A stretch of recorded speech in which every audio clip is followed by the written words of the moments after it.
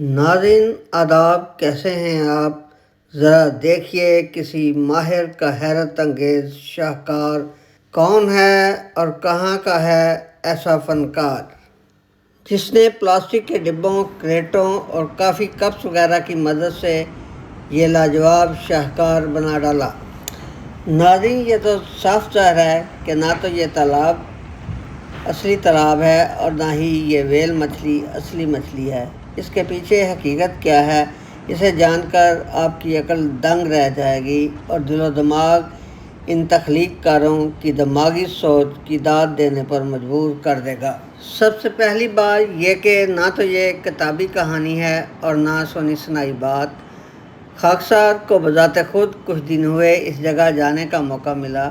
یہ علاقہ تالاب اور ویل مچھلی کی رویداد میری اپنی آنکھوں سے مشاہدہ کردہ ہے۔ کناری وارف لندن کا ایک مشہور علاقہ ہے جس کی وجہ شہرت ایک نہیں دو نہیں بلکہ بیسوں فلک بوس تجارتی مراکز اور ریزیڈنسز پلازاز اس کی وجہ شہرت بنے۔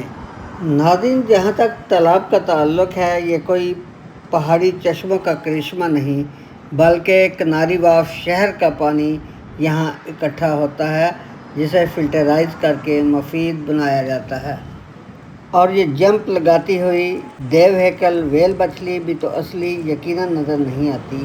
اگر اصلی نہیں تو پھر آپ یقیناً سوچ رہے ہوں گے کہ یہ کس چیز سے بنی ہے اور اسے کس نے بنایا ہے۔ تو لیجئے سنیے، اس مچھلی کی کہانی تو یوں ہے کہ یہ امریکہ کی ایک مشہور و معروف تعمیراتی نمونہ ساز کمپنی اسٹوڈیو KCA کا شاہکار ہے۔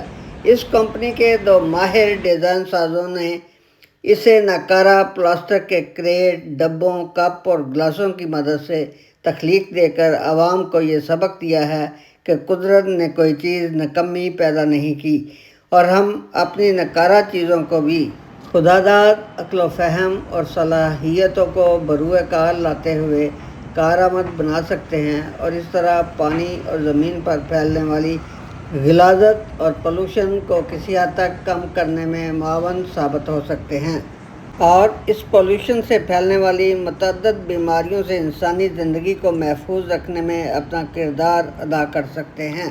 Thanks to watch and listen Dil Darya TV۔